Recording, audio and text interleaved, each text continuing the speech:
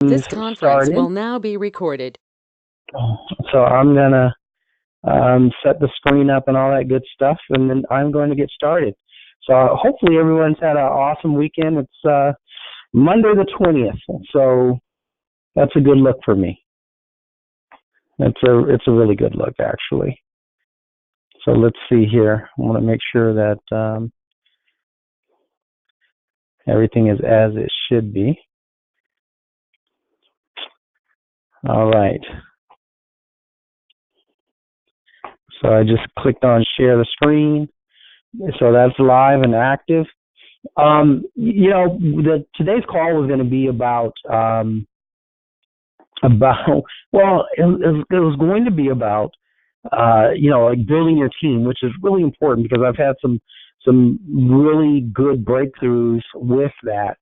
But something happened last night where when it occurred, it really made me think. And so I went to bed somewhat late last night because I was working on a project.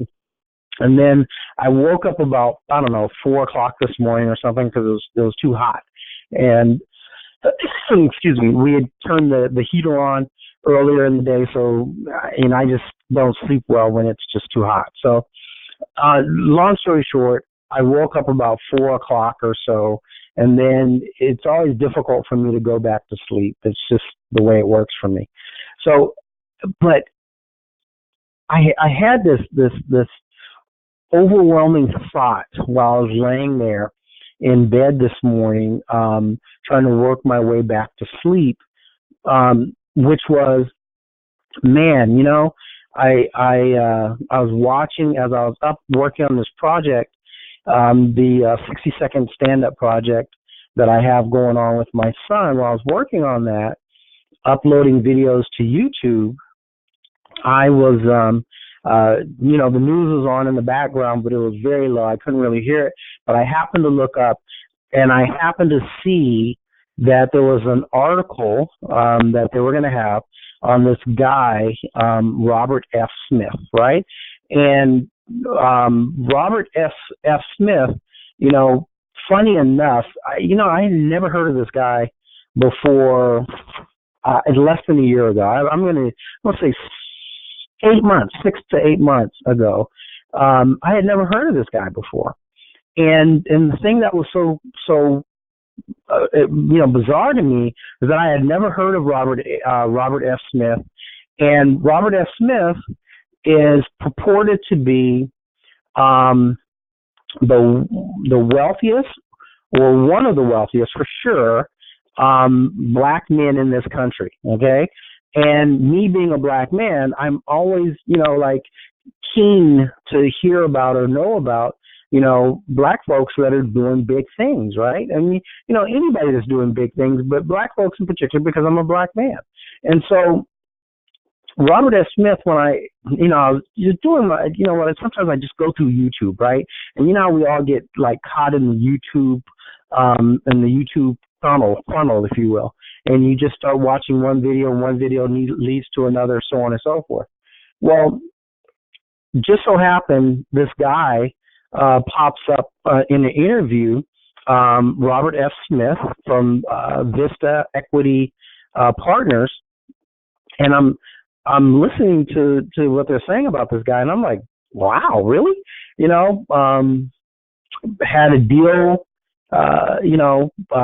made, I don't know what it was, I forgot, like 1 point some odd bill, like $1.6 billion off of a deal that he had bought into with his partners for like $40 million, some kind of project, some kind of technology, and then that technology was then subsequently bought from his firm, and his piece of the action was $1.6 billion or something. And what I found really interesting about this guy in his interviews is that he was speaking a lot about the steps that you take in life, right?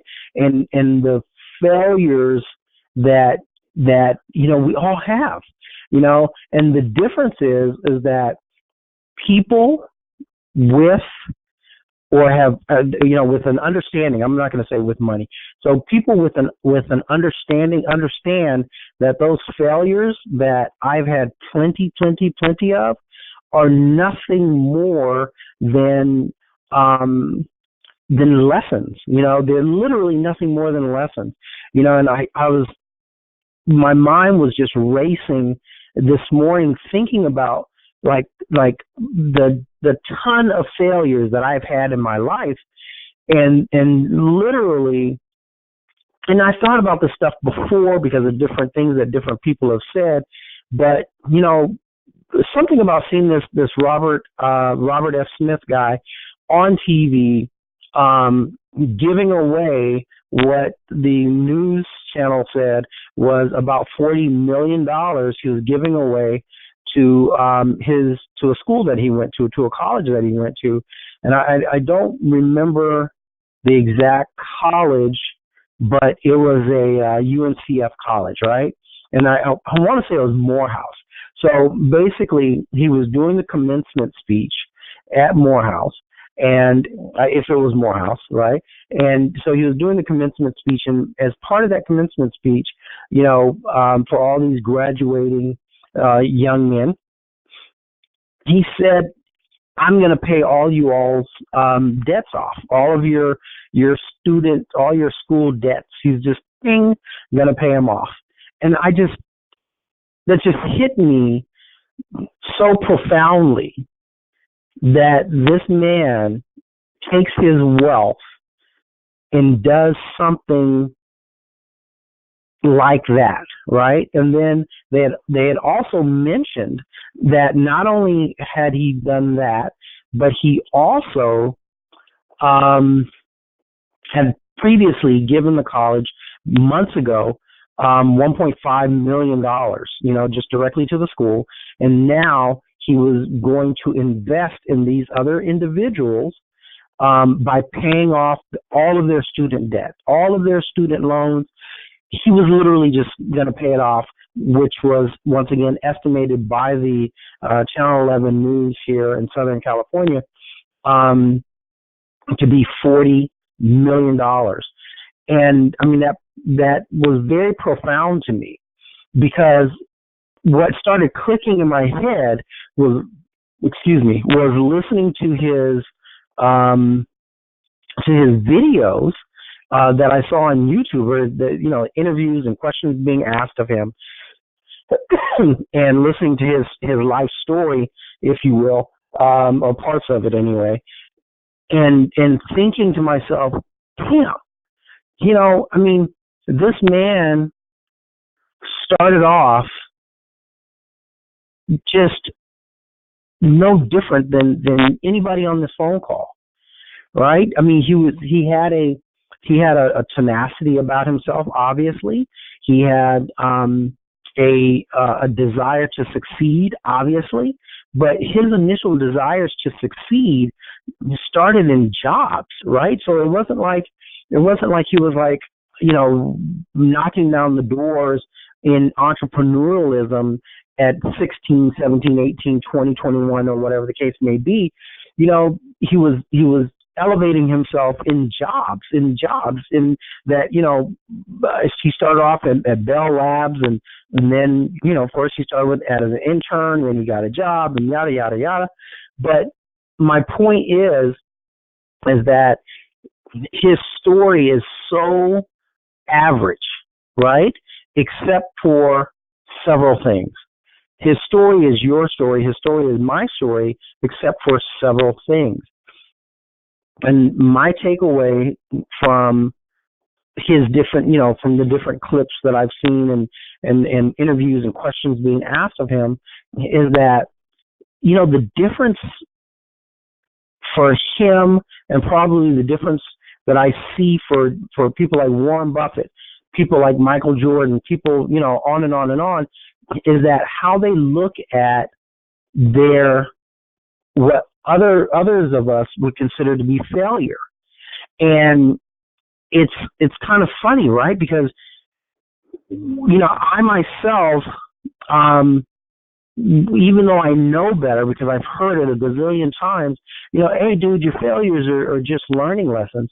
But they, these other people have made it a part of themselves that their failures are not failures. Their failures are lessons in the process, right? So in this process of our existence, in this process of our life, their failures are literally no more than just that. But, in my own life, I can tell you that when I lost everything, this is, I don't know, crap, it's been a while now. So, I'm going to say 2010, I was like flat broke, busted, and disgusted. 2010, I would say when I was hit the hardest, I think. And I had just like lost literally, everything. I mean, it was to the point where, my father would bring groceries over to my place. He'd go shopping at the BX at the base commissary, and then he would, bring stuff over to my house, right? And which was, I'm very thankful that I had a father that would do that for me. But just lost every damn thing. And I went into a depression, into a funk, and I kind of just like lived in that for far longer than I should have. When I should have, in hindsight is 2020, right? But what I should have done back then was, go through a time of healing, but then get my fat ass up and start moving forward again.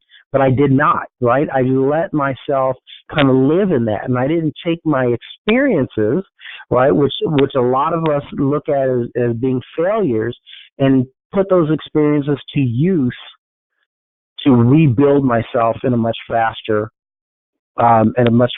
pace, because I had those negative experiences that were literally my university, right? And so when I started thinking about is all these different people, like I'll give you an example. I was listening to Warren Buffett and Bill Gates. I've mentioned this before on other calls, but I was listening to Warren Buffett and Bill Gates talk, and Warren Buffett had made a comment that if you get into, if the stock market is your thing and you get into the stock market and you fail 20 times, but you get that one, like the 21st time, I'm paraphrasing this, so look it up for yourself, so you get exactly what he said. But if you win just that 21st time on every 20 failures, and you are consistent, you'll get rich. Those are Warren Buffett's words, right? And so obviously, I think he knows what he's talking about. There's a thing that I looked up this morning, specifically for this call for you all, and it's a quote by Michael Jordan, and it's really kind of awesome, and I had heard this before, and I just really wanted you all to hear it again, because I think it's important, right? Because so many of the people on this call and so many of the people that will listen to this recording later, always think of Michael Jordan just on that one side, that in some people's opinion, the greatest basketball player ever, but they forget what it took to become the greatest basketball player ever. So, here's a quote by Michael Jordan. It says, "I've missed more than 9,000 shots in my career. I've lost almost 300 games. 26 times 26 times I've been trusted to take the game-winning shot and missed. I've failed over and over and over again in my life. That's why I succeed." I mean, dude, isn't that like powerful?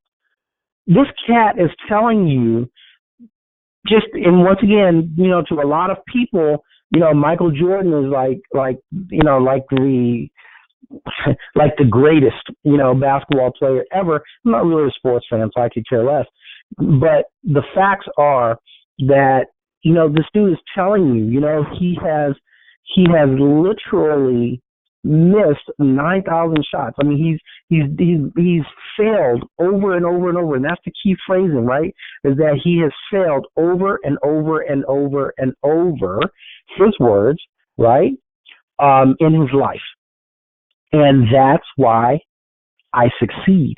And so, we have to start reevaluating and rethinking our thought process on what is failure.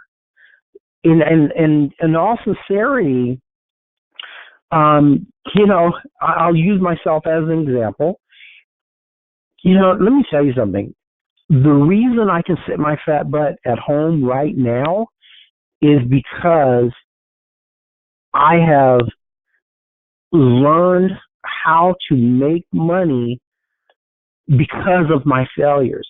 The reason I can generate, what I would consider to be a fair amount of money without having to leave my little spot, right, and literally sit my fat butt in the corner of my sofa with my laptop in front of me and my cell phones is literally because of my failure. So, in real terms, I never would have thought about credit repair and back in the day if my personal credit weren't screwed up and I could not afford to have anybody fix it.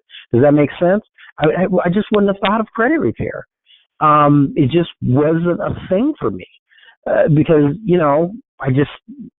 my credit was either nothing, and then when it became something, I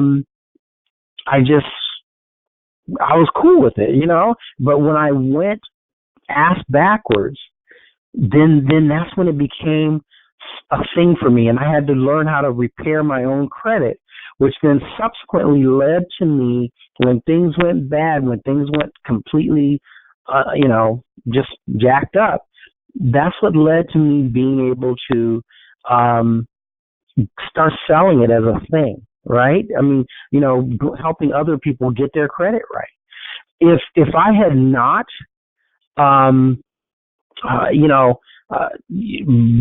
bought or read a bunch of information from different people on how to build business credit and then screw it up royally, I would not be in the business today of being able to sell it to people for $5,000, which is one of the reasons that I'm able to sit in my sofa all day long, which I really got to stop doing because it's just too much.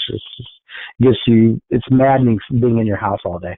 But the point is that I do have the flexibility to leave my house, and if I have my cell phone on me, I can answer my phone and potentially make a deal with somebody which will put money in my pocket. So my wife works outside of the house, and with one deal, I can make more than she's made for her whole, whatever it is, 7-8 hours outside of the house working at a job. One deal, I can make more than she made in 8 hours. And then in some instances, in one deal, I will make more than she's made for the month. And the reason that is possible is because of my failures. Are you guys catching that? The reason it is possible is because of my failures. So are they really failures, or are they just things that just didn't go the way that I had anticipated them to go? And so I'm thinking that we're taught wrong. I'm thinking that people at a higher level of performance, be it in basketball, be it in business, what have you, look at things differently. So I started this morning, I took a moment and I started listening to one of the interviews with Robert F. Smith, because obviously I know I'm going to do this call, and he's at this church, and he's talking about how his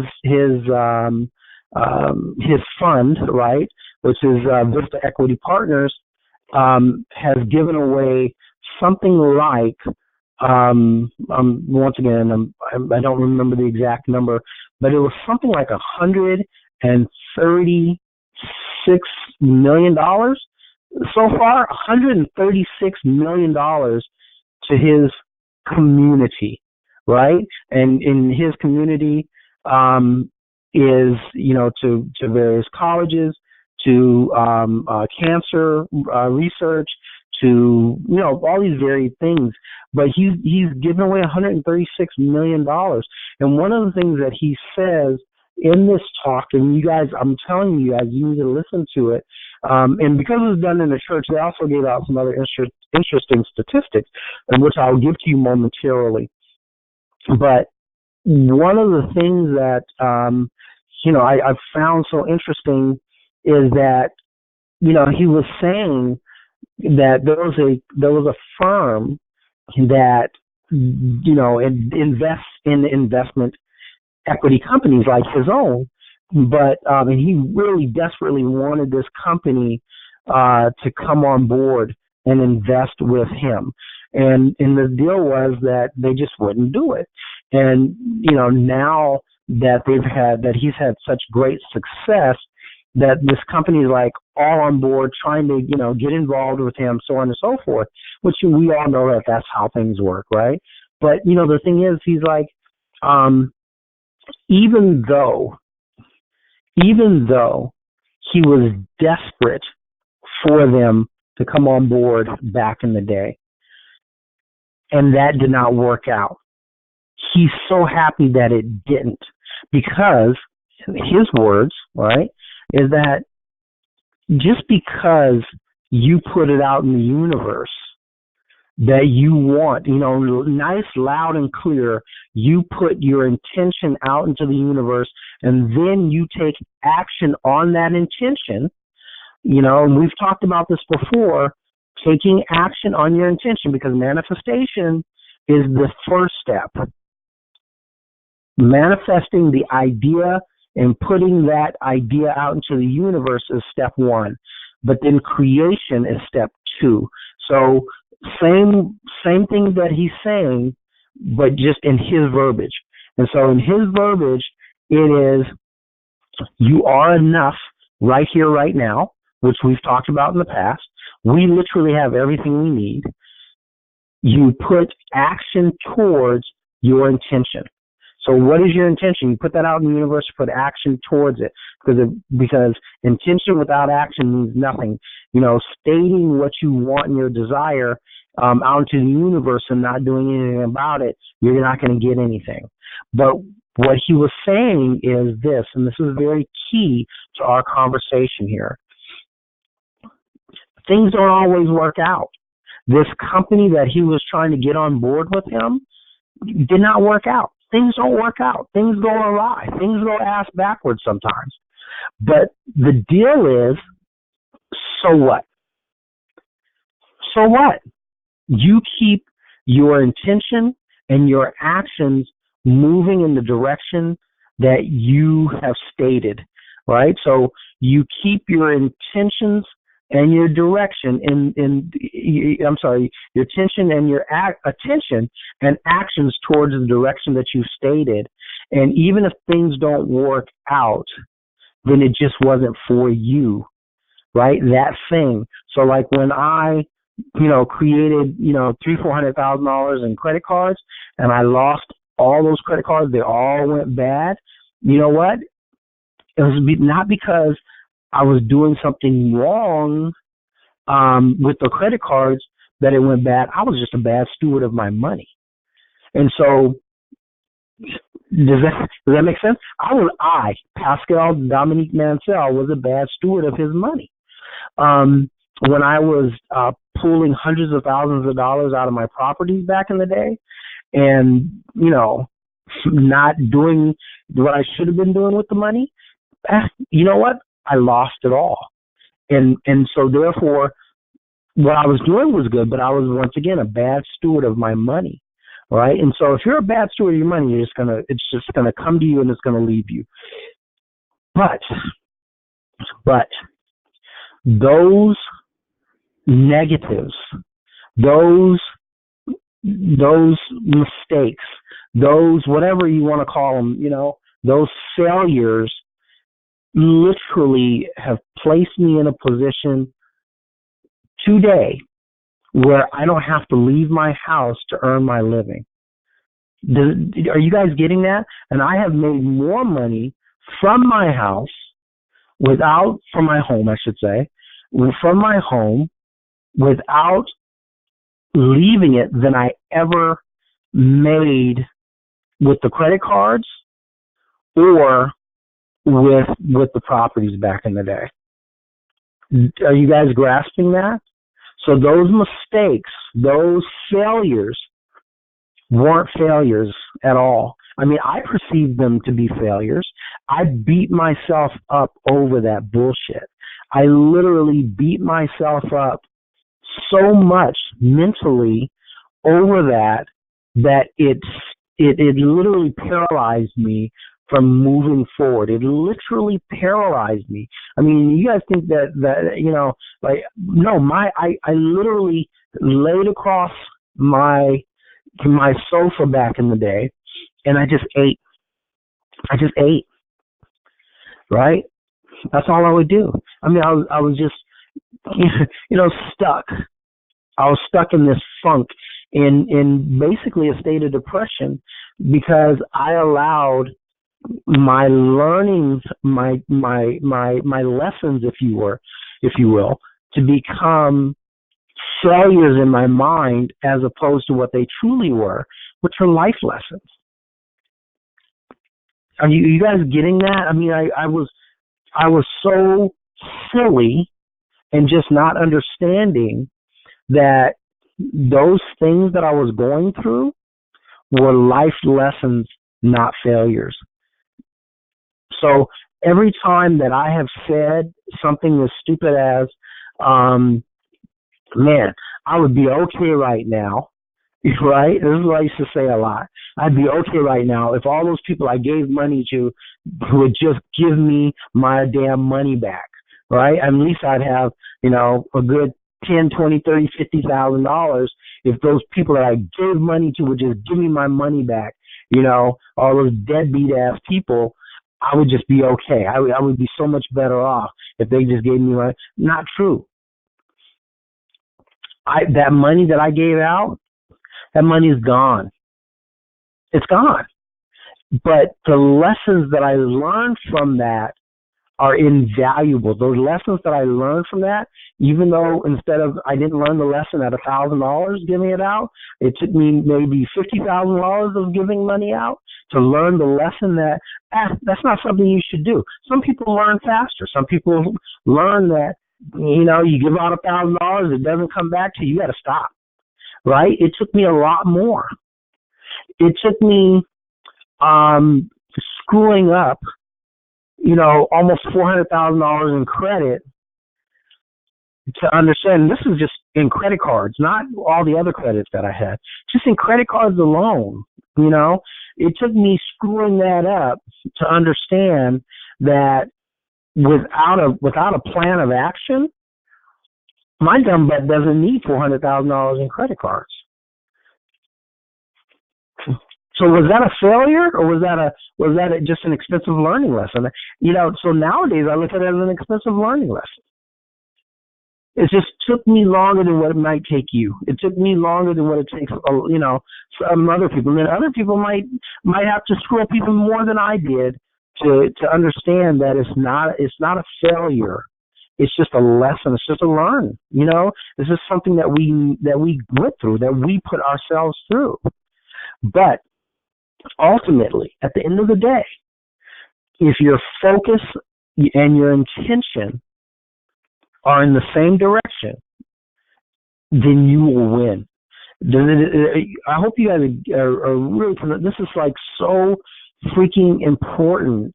And, that's why I changed my whole call, because I was going to talk about, getting your team, which is, oh my God, it's a good call, right? Getting your team right is a really good call. And I'm even going to touch on that in a little bit, but this was so important to me that it had me up at 4 o'clock this morning, just thinking all this stuff through and thinking about how many times I've been told what I'm saying to you all in so many, in different ways, but it's been told to me in the past, but I would still find myself,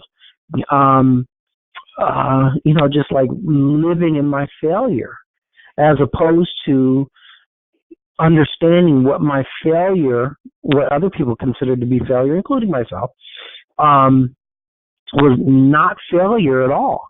It just is. You know what I mean? So the universe is always in neutral, right? All that other stuff that people add to it, but the universe is in neutral. It's our perception of things. Do you guys catch that? It's our perception of things, and so I would perceive things to be a certain way, like failure. But I'm telling you all, and I'm going to keep on saying this crap, so if you don't want to hear it anymore, get off the call. But your failures, my failures, are not failures.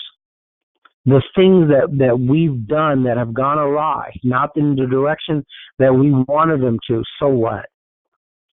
No one cares. You shouldn't care either. If you went bankrupt, you know what? So what? You know how many people that we've helped with our coaching to subsequently take a bankruptcy and either be able to get it off or just start rebuilding their credit regardless?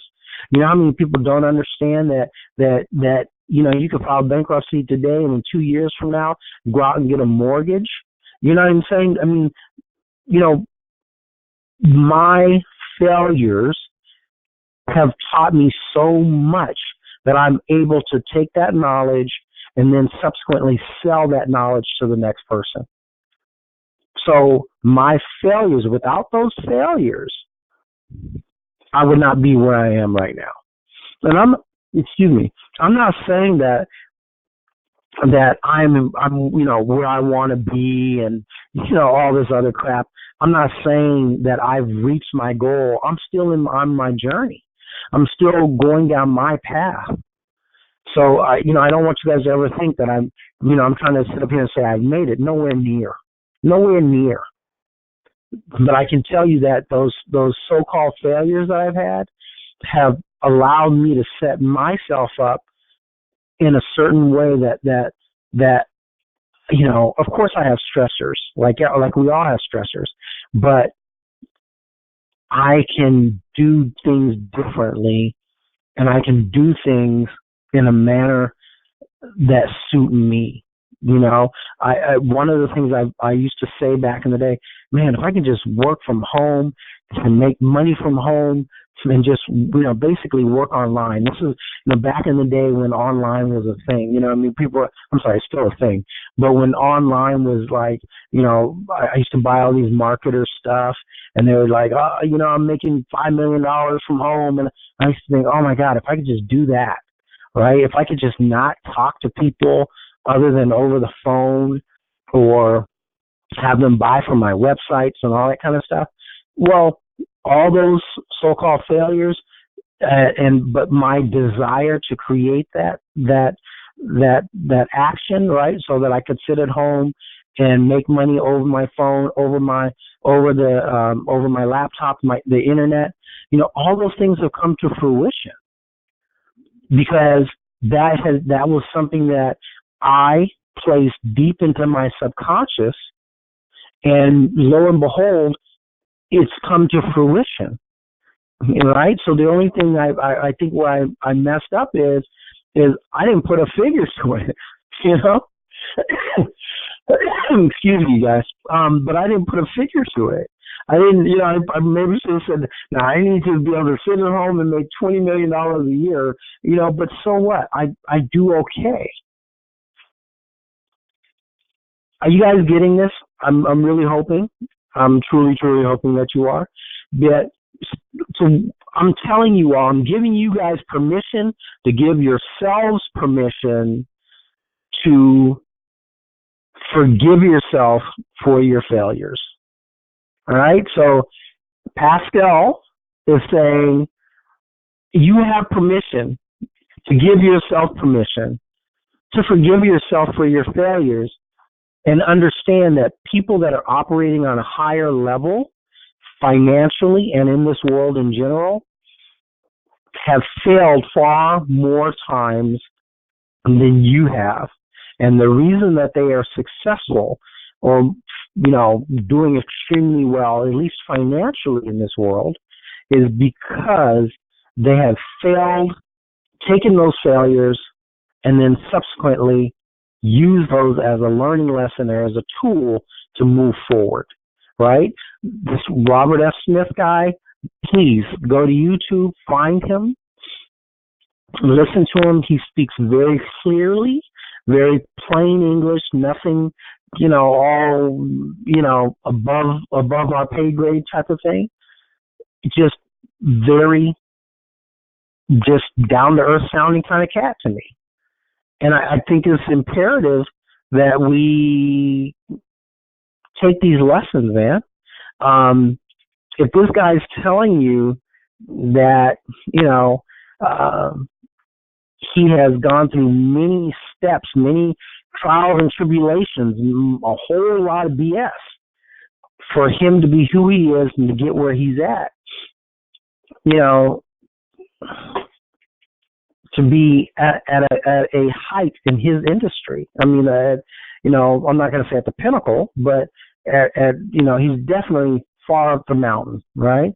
And for him to get there, he's had a lot of stresses and stripes and a lot of failures. A lot of people like this company he was talking about that he desperately wanted them to invest in him and they would not. He said that he's better off for them not investing. But I mean, what a hard blow, right? For you to be desperate for someone to invest in you and you thinking that you need them desperately, and the facts are that you don't. The facts are that it just wasn't for him, right? So, he might have looked at that as a failure, but apparently only for a moment, where we, since we're operating at a different level, right, our belief system, operating at a different level, might have taken it to be like a sign to go sit down somewhere, which I have done personally. And I'm sure people on this call have done it. And so we have to no longer allow ourselves to take a rejection or a failure or any negative thing that occurs in our personal or business or social life and allow that to be something that haunts us and something that we use to beat ourselves up over. Because believe it, the world's gonna try to throw a lot of crap at you, and if we're adding to what the world's already throwing at us, we're done, right? And I'm telling you this because these are things that I have gone through and go through. I'm not there yet, but I know it's the true pathway. I'm nowhere near operating on the level of this Robert F. Smith. I'm nowhere near operating on the level of Michael Jordan, which we were talking about earlier. I'm nowhere near operating on the level of a lot of these folks, nowhere near it. But I'm starting to understand, and I do mean starting to understand that my failures are not failures. Your failures are not failures. It's only the perception that we have of what has occurred. And so we have to, if we're going to start succeeding and really just knocking down these walls and really just, climbing that mountain, so to speak, in rapid fashion, then we have to, be focused. We have to understand that you are right here, right now, everything that you need to get where you need to be. That you have literally everything that you need to get to where you need to be. It's been proven over and over and over and over again. But we allow these incorrect things that are taught to people at our levels, right? And believe me, people are teaching us stuff that people in the higher echelons are not learning, right? We as the masses learn stuff that's utter BS, where people that are at the higher echelon, they don't get this crap. They don't, they are told at early ages,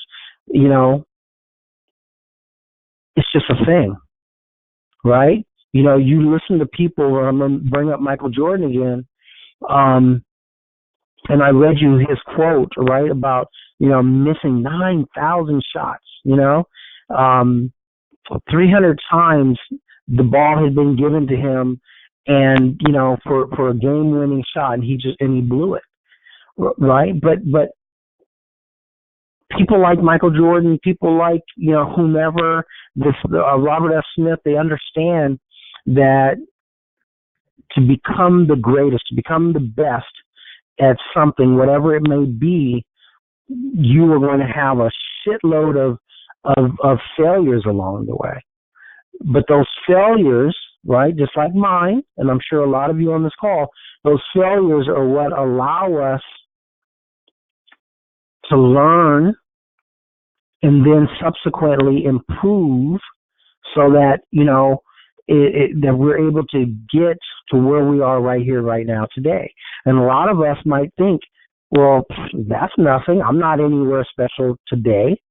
But you are. You are somewhere special today. You really, truly are. And you know how I can say that with so much confidence? Because you're here today, right? You have, obviously, a phone in your hand. That's a big thing. A lot of people can't afford a cell phone. A lot of people don't have an office phone that they're listening to this call on. It's a big thing. So whatever happened, you are where you are today. It's a big thing. You got up. That's a big thing. That's tremendous. Are we all understanding this? So all that crap that has happened to you, awesome, positive, good stuff. All those failures that I've had in my existence, awesome, positive, good stuff. Because it has literally placed me where I'm sitting on my sofa as far too often I am. I got to change that. But I'm sitting on my sofa. I'm talking to you all on the phone. I have my laptop sitting in front of me on one of these little portable dining table things. I can't even think of the name of this stupid thing. But you know what I'm talking about, the little fold-out tables that you can eat on.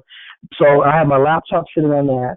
And, other than going to the park and walking in the morning and showering up and, running a couple little errands, I'm able to be at home just doing me. And I would not be here doing me and making what I would consider to be a decent living if I had not had those failures, right? And let me say this. And because of those failures, it has also helped me expand my vision. It has helped me expand my overall mindset on things, right? That, I am truly not, I have everything I need, which is, believe me, is very true, but it has also helped me expand my vision and my mindset because of those, quote unquote failures, the so-called failures.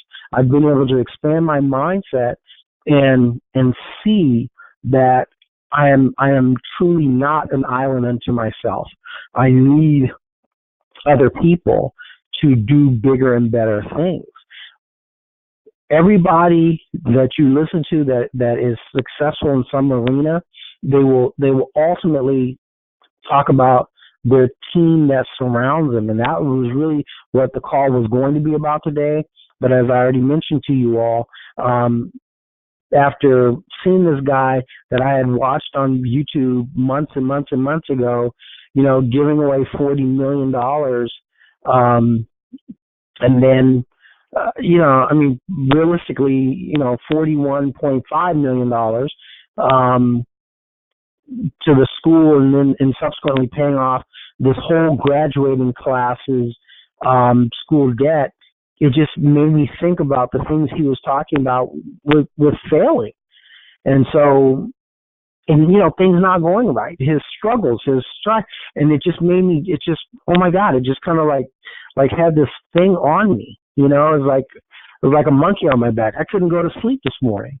And I just wanted to impart that to you all, right? So we, you, me, let's get over whatever negative BS that we've been told about how we should be or who we are, about how we're failures, how, we've started 15 gazillion businesses and none of them have worked right, all this other crap that, people like to put on us, right? They're failures. And I get excited about, because most people that tell you that you aren't crap and that you can't succeed, or that why are you doing something else?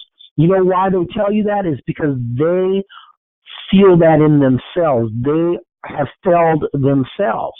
They are failures to themselves. And so, as we know, misery loves company. And so those individuals that tell you that oh, here you go again, starting something new, doing something different, whatever the case may be, screw those people. I don't care who they are in your life. Family, friends, whoever, they're not for you. You are for you. Understand that. Understand all your failings, all those businesses that haven't worked don't mean a thing. Those are your lessons. That's your university. And that's what you need to take away from this call. Your failures are not failures. Your failures, just like my failures, are our university. That's our learning. That's what's going to make us far greater than where we are today. And key is you have to have focus. You have to have a vision. You have to speak it out loud to the universe what direction you're going in. And then what's the other part of that? Is just being true to that. Being true to it and understanding that, whether it was Microsoft or Facebook, neither one of them started off to be what they are today. Neither one of them. If you've watched anything on Microsoft or anything on Facebook, Facebook is literally 180 degrees from what it started off to be. But as it was going and growing, they had to make changes, right? It wasn't a straight line. And so you have to understand that for your business, your life, your existence, it's not going to be a straight line. But you have to have an intent, a focus, and then subsequently action. Intent, focus, and action. You have to have it. That's it. So let me just say a couple little quick things though about what the call was going to be about. The call was going to be about, one of the things that I have seen is that, it's man, you could do so much on your own. You could just, you could rock the world on your own. There's no doubt about that. But to truly expand yourself, to truly, bring your vision into fruition, don't be shy about bringing other people into your vision. So I'm going to give you an example of that, and we're almost at the end of this call, so I'm going to give you a quick example. You all have heard me mention my business that I started with my son, and I started so I could do something, with my baby boy, right, who's a grown-ass man, but he's still my baby, right? So I wanted to do something with him, so I started this thing called 60-Second Entertainment, and, our first foray under 60-Second Entertainment is called 60-Second Stand-Up, and you guys can look it up. We're just slowly starting to build, but, my son's doing his thing, I'm doing my thing, and so to expand the vision, I had to bring other people into the vision, not as partners or anything of that nature, but you got to pay people, right? People that are good at what they do. So, I told you all I went to this conference, met this young lady named Lila. Then she subsequently introduced me to a guy named Johnny. They're both they perform at comedy clubs in LA. Long story short is Lila fell off. Johnny is with it. I made an agreement with him, a deal with him, and by making that agreement with him and subsequently paying him and sharing in the love, so to speak, in the financial love, this little thing that we were having a very difficult time getting submissions into our YouTube platforms, and then subsequently Instagram, Facebook, and all the other platforms that we're on. I was having a hard time getting submissions. My son got somebody, I got somebody to submit their videos. But this Johnny guy, because he's in that arena, he has helped us grow. I think it's 400%. 400%. And I wouldn't have been able to do that as quickly as he, because he's in that arena. I mean, he's out there going to comedy shows, doing stand-up comedy himself. And so this guy, knowing their language, right, how to speak to another comic, was able to present my ideas, my thoughts in a way that would suit them. And then subsequently, our submissions have grown, as I just mentioned, 400%. And what's funny about that is even though we met a few weeks back, he wasn't able to start working on it until just recently. And just in the time of a week, less than a week, quite honestly, but let's just call it a week, he's been able to help me get 400% growth in our submissions for 60-second stand-up. How phenomenal is that, right? So, I'm saying this to you all because I want you all to know that people, whether they want to admit to it or not, their growth doesn't come just because of them. Michael Jordan, no matter how great he is, no matter how many shots he took and missed and subsequently, but he would not have been able to do jack if he was on that court by himself, right? The same thing with this gentleman, Mr. Robert F. Smith. If it wasn't for his family, because he talks about that, and if it wasn't for his family, and the support that they gave him, and then subsequently the team of people that he built along the way, and believe me, there's going to be some people that fall off. But if it wasn't for the team that he built along the way, he would not have been able to accomplish what he did, or what he has, and what he's still growing with. The same thing with Warren Buffett. Warren Buffett might read every day, like he says, for however many newspapers he reads every day. No computers, none of that stuff, just the newspapers. But beyond that, if he didn't have a team, Warren Buffett would not be Warren Buffett. Just wouldn't happen. And so we have to understand that in our process, in our steps moving forward, start to develop your team. Develop your team. And believe me, you're going to have, churn in that team. But then you're going to get to a point where you have people that, you're going to find are good for you. And, so I found Joy, who I believe is good for me. And so we start off with one agreement, but I believe she's so good for me that I keep on increasing. She doesn't ask for shit, but I keep on increasing what I give her a part of my businesses, right? Or part of the things that I'm doing. She hasn't asked for anything, but I'm like, hey, Joy, I'm raising my prices on credit repair. So instead of you making $750, now you're going to make $1,000 on the deal, right?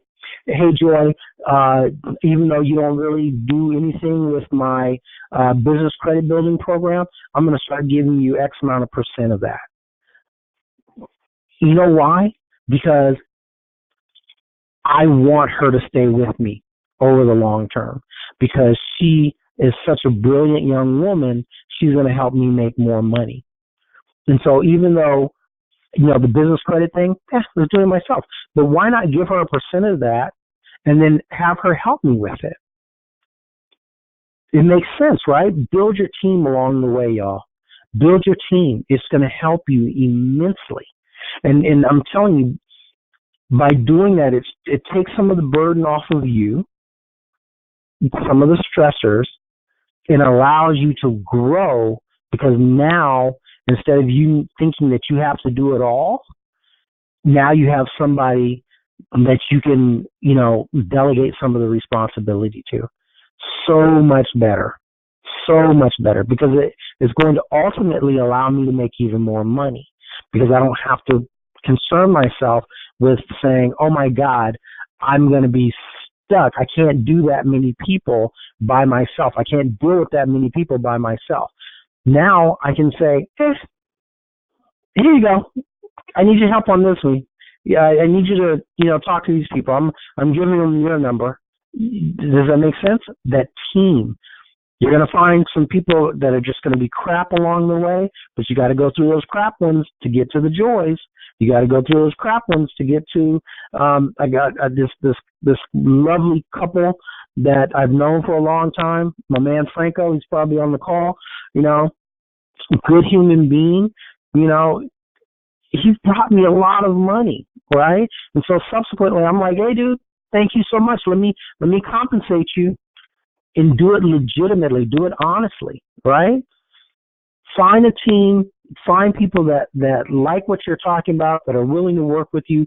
And you know what's even cooler is that now it's like you have your idea, but now you have these other people feeding into your idea with their ideas on how to improve your stuff.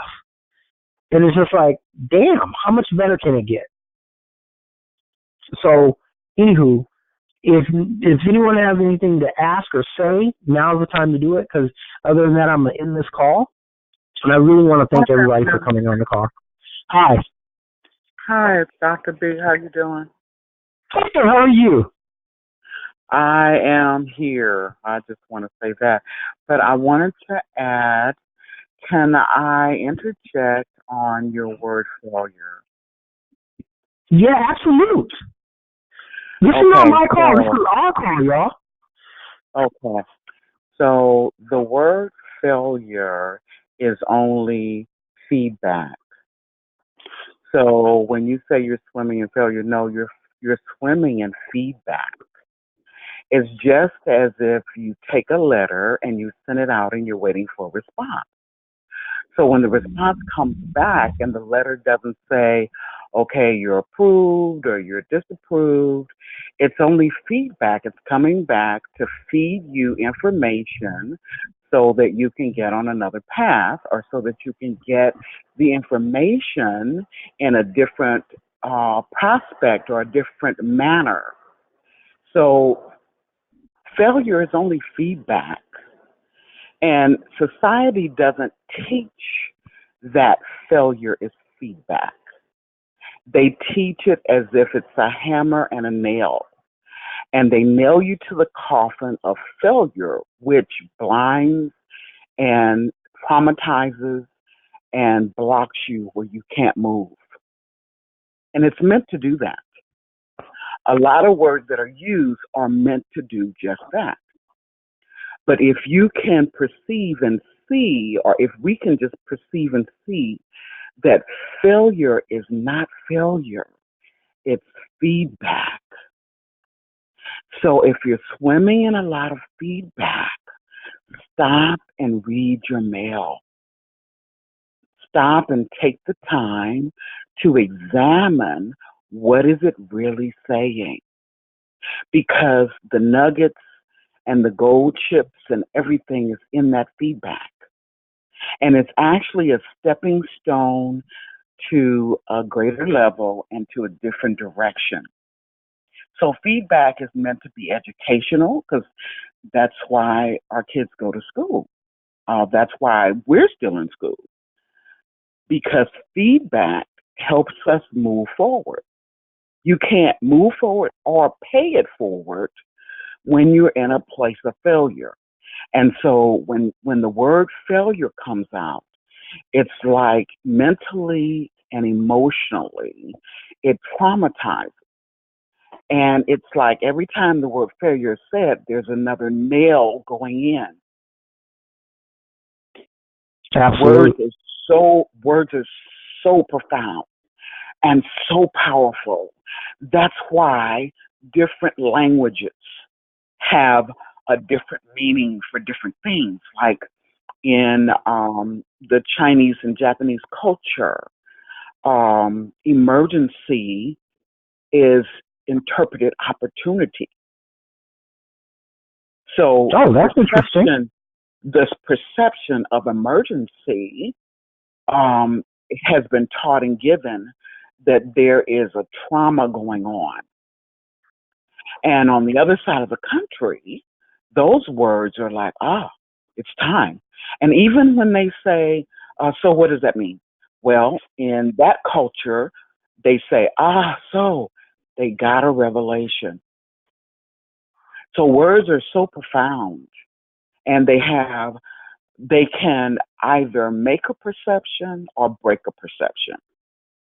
So I'm here to break a perception of failure. It is not failure. It is only feedback. It is your mail that's coming in to give you exclusive information on the direction you're going or the direction you need to go. It comes with a pointer finger to say, okay, the mail went out this way, but it came back in this way. So it's pointing you to a direction. That's all.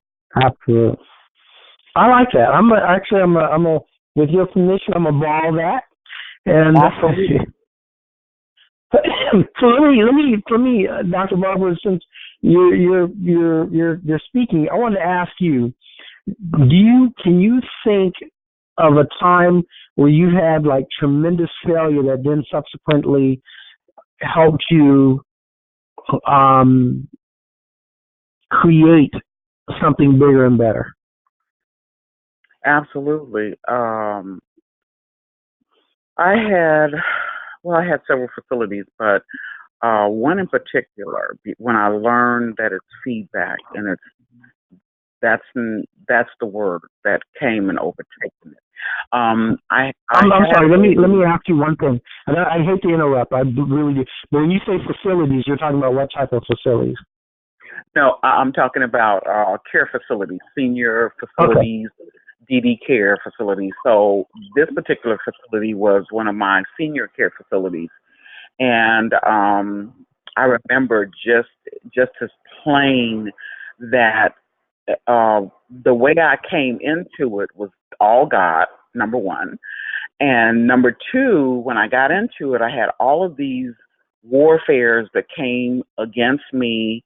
And what I mean by that is that I had I had every agency in the freaking world that I never knew about, that I all of a sudden now I know about all these agencies. The fire department, the ombudsman, the health department, the seniors relations. I didn't know about all of these things because why? I worked in a hospital for years and years, but it's not the same as a home facility. We had a 24 bed, which housed 48 people, and I didn't know all this stuff. Well, when all these agencies start coming in and citing and putting information, I understand I only had the business maybe 6 months. And in 6 months, I had all these different agencies, but I had taken it over from someone else who had left it in really bad shape. So when I went in, I had to go in running so that I could put everything together. And so I could set it up in a format that, all of these penalties and all of these documents that they would bring, that something was always wrong. And I was like, oh my God, this is too much. This is too much. Well, I had this time that I had gone, sat out at the beach. The water helps me a lot. even when it's cold. And I went out and I sat out there and I just prayed and I said, Lord, you got to give me information. You got to show me what it is. And the first thing that came to me was, you are not a failure. And I was like, I'm not a failure. No, I'm not. I mean, I didn't look at it as a failure at that time. But people after that word came and were saying, oh, well, you're failing in this area, and the building is failing in this area, and everything was about a failure. But God had pre-told me, I'm not a failure. You're not a failure. I didn't make failures. That's what he gave me. You're not a failure, because he didn't make failures. And I was like, okay, well, I know I'm not a failure. These people are bringing all these paperwork to show me, to try to prove to me that I failed or that I'm a failure. And it's like, wait a minute, how can you fail? You've only been in the business 6 months. The business was whatever it was when you got it. You're here to make it better. That's what you're here for. And then I started understanding, and it just dawned on me, that's only feedback. And then I pulled out all of the documents, all of the penalty paperwork, everything that was there. And I started looking, I said, oh, this tells me I need to do this.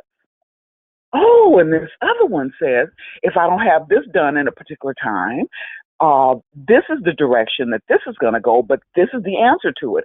Every sheet of paper had a direction. Every sheet of paper.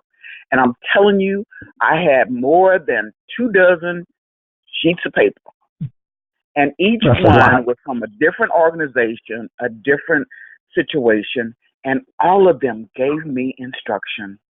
And that's when I began to learn and understand there is no failure. There is none. It's only feedback. And I use the illustration of having mail, because we all have to mail out something sooner or later. Even if you're sending out an email, it's still mail.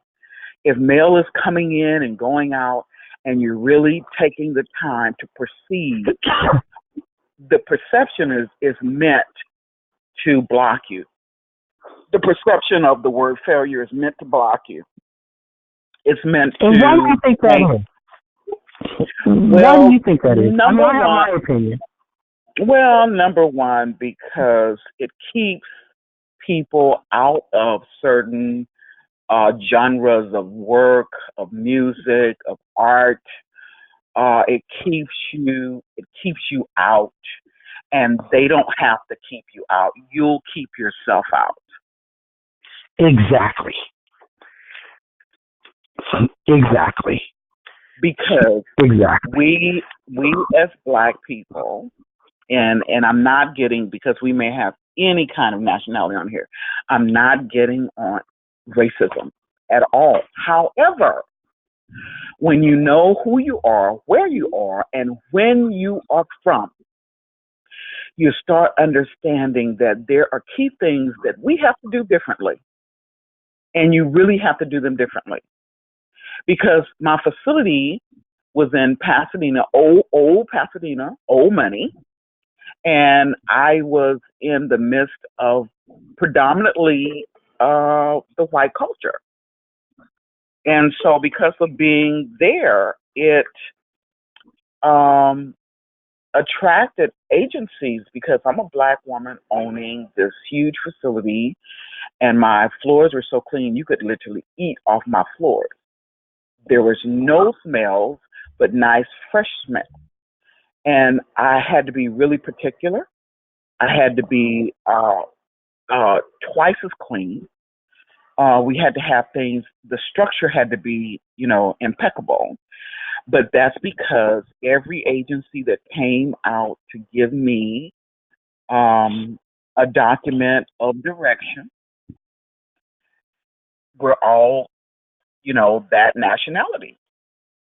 And even the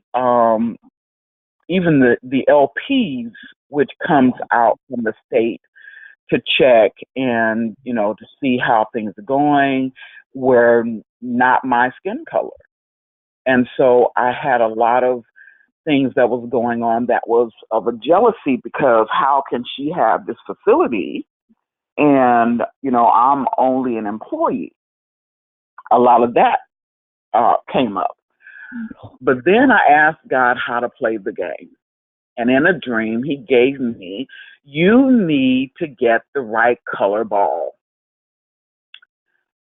Took me about a couple of days, but I started understanding how to interpret that because I couldn't be the one that comes to the front door as the owner and administrator.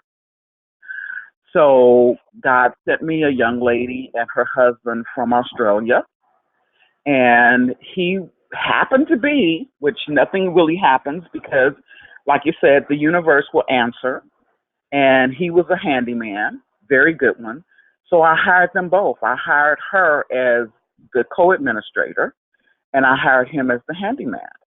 So whenever the state came in, whenever different people came in, I would grab the broom and I would sweep while they were talking. So I was always in the room where I could hear. She'd always be in a room where I could be around so I could hear the conversation and hear what they're talking about. And from that time on, I got no more penalties. I got no more write-ups. Every time the write-up came out, it was excellent. But a couple of months before then, when it was me, I had all these documents. But I'm saying this to say it gives you direction. If you could see, if you could change your sight to see that it's feedback, and feedback comes with direction. It comes with instruction. It comes with your actual validity of your dream or your vision. But your vision has to be that all of the instruction that comes, no matter how it comes, no matter what it comes from, is only feedback. So no such thing as failure, huh? No such thing as failure. I have to agree with you. I have to agree with you. You know, I'm not a religious person. We've had that conversation in the past, you and I. But so I'm just going to leave it at there's no failure. It's just perception of failure, and we've been trained. And I'm gonna say something. I'm gonna say a couple of things. One is, how sad is it that you have to put somebody in your stead in your business in order to not get write-ups anymore? That is so ridiculous in these, you would think in these, in these modern times, right? That is so crazy to me that is still a part of our existence. But remember, unfortunately, it is. So I wanted to say that. And then the second thing I wanted to say real quick is, and then I'll let you continue, is that, it is so funny to me that you, when you were talking about the words, because, there's a lot of words in the English language, and I've heard this like a lot of that, like even like if you listen to a Bible scholar and they'll say, well, no, back in the day that word, in Aramaic didn't mean that, but when they were translated for the third, fourth time, and by the time it got to the English, then the whole meaning was completely flipped, Right. And you're like, so what they were saying is not that, this would happen to you. They were saying that, it would be good if you did X. You know what I mean? But by the time it got to the English, it was like, oh no, you're going to be struck down, or whatever. I'm just being silly here.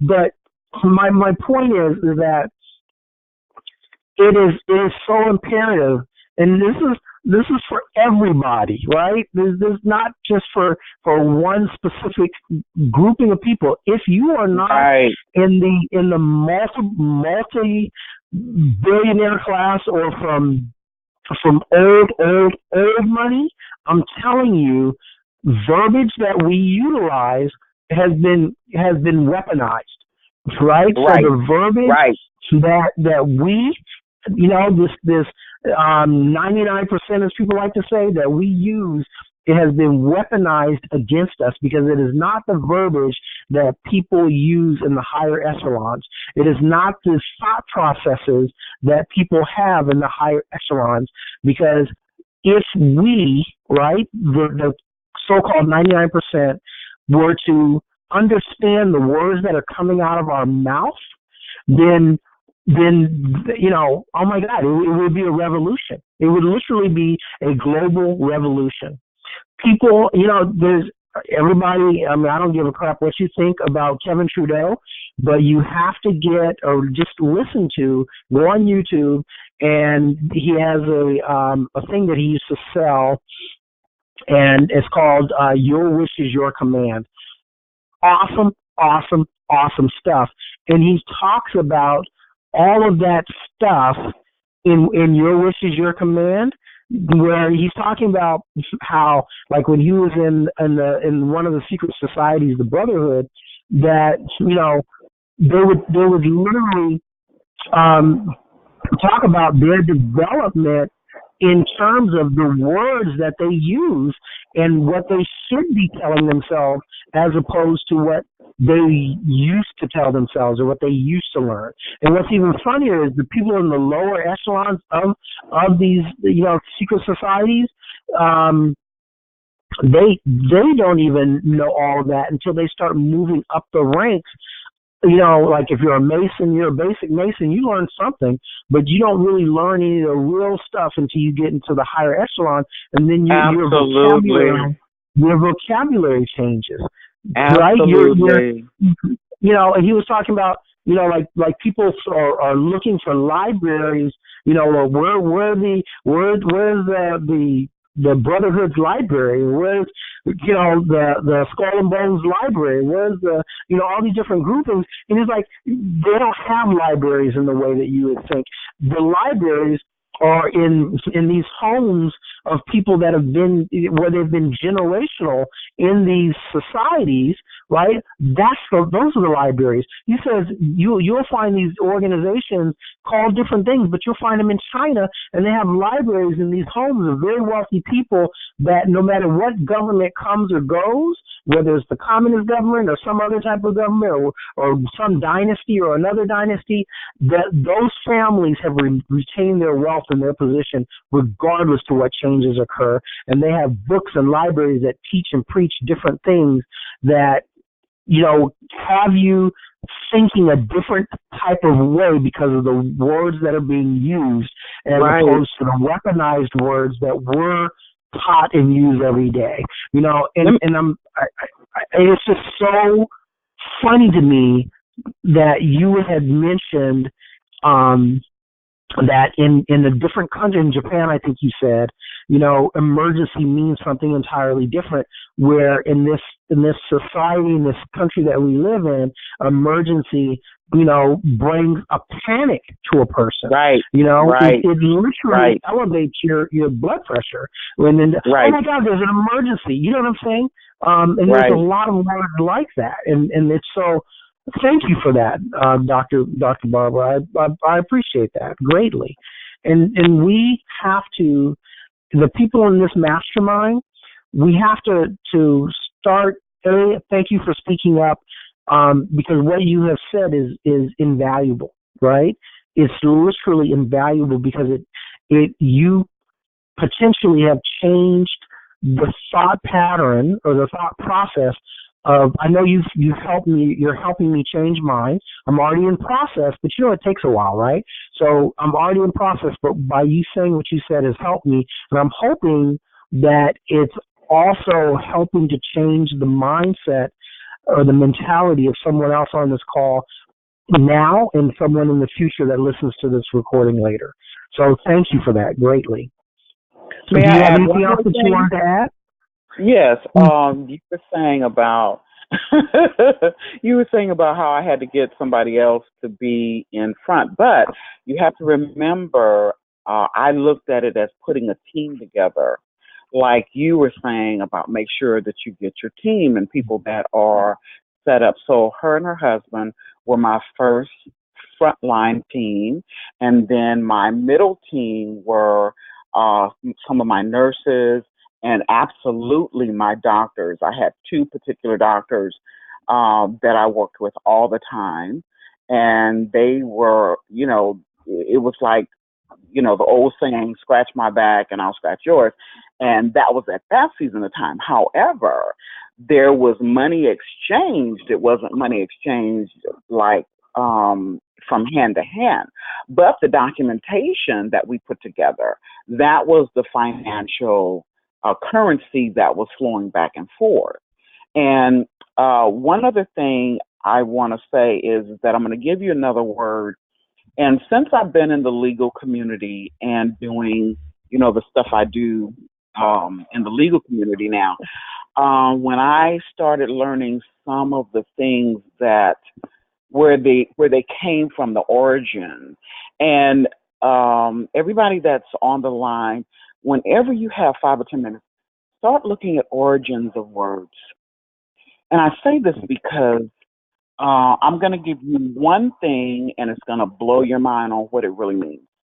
And you can understand why words were torn apart and put in symbols and put in letters, because it keeps you from actually knowing where it exists. So I'm going to say this word. I don't mean to offend anybody. I don't mean to hurt anybody's feelings. But the word, oh my God. First, I'm going to say what it is. It's forensics under corporate knowledge. Okay. Forensics under corporate knowledge. FUCK. Really? That's what it is. Now that I'm gonna have to look that up, because that's crazy to me. Forensics under corporate knowledge. So So FUCK is forensic under corporate knowledge. Right. That is crazy. The word is not, because if you actually look at the word, what does really the word mean? It just, all I knew it and have known it to be is just a derogatory word. Exactly. Put out to be a derogatory word. Exactly. When once again trained to think of it as a derogatory word, and the truth of the matter is, like most things, it is probably not. Its true intent is hidden for a lot of reasons, I'm sure. For all sorts and purposes, to keep you on the plantation. And so Absolutely. I was telling one of our board members, I was saying that the chains are no longer where they're visible. They're invisible. Yeah, that's the thing. I've had this conversation with many people that are not black. You know what I mean? And they're not of color. And the conversation is that they are. People forget. Let me back up here. People forget that during the time of slavery in this country, especially in the beginning, there were a ton. I don't know the exact numbers, but all across the country where they had enslaved black folks, there were a ton of enslaved white folks, but they just referred to them as indentured, because back then, people would bring you from England, from Scotland, from wherever, and if they paid your fare to get here to the U.S., or you owed somebody money back in England or Scotland or one of the other countries that are found their way under the United Kingdom, if you owed somebody money, they could buy your debt and they'd bring you here and you would work. The difference was that you would be able to work your debt off after about 6 to 10 years, and then subsequently, be a free man. But people have to understand that those people, those indentured, so-called indentured people, they were in bondage just like the slaves were that were brought here from Africa, and the slaves that were turned into slaves from the Africans that were already here before colonial powers came here. Right. And so the long story short is that, with the way things are globally, it is just a new form of slavery, and verbiage also keeps people enslaved. Whether you are Asian, whether you are Caucasian, whether you are African, whether you are Hispanic, or I don't even like using that term, whether you are Mexican or South American or some other place where the colonial Spanish powers landed, whether you are any of those things, or referred to as indigenous Indian, you're still enslaved. It's just you're enslaved in a different way, in an economic manner, and that's why we are taught to think and believe the way we're taught to think and believe. We're taught to think and believe that that you are a failure. And getting back to that again, because it's so important, and you are far from it. You are just you are a student of life. You are waiting for that letter, as Dr. Barber says. And so I listen, y'all. I'm hoping you're getting something from this, because it's really, really powerful. Because no matter where you're at right here, right now, this very second in time, this very second in your life, I'm telling you, you can start changing it for the better by start thinking your way through the process, and understand that when you're waiting on that letter to find out what changes you need to make, as Dr. Barber was explaining, it's not failure. It's just simply saying there are corrections that you need to make. That's it. Anything else before we get off this call? That's all right. Well, thank you so very much for your insight. It's greatly appreciated.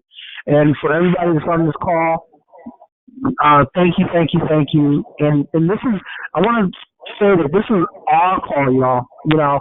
I might be the host of the call, but this is our call, not my call. So please feel free to interject, and let's help our mastermind community. Let's help us all grow. Let's help us all succeed. Thank you so very much, everybody. I really appreciate you. Take care. Thank you, and thank you again. All right, thank you. All right, for everybody on the call, thank you, and goodbye. Have an awesome, and prosperous day. Thank you. Bye-bye.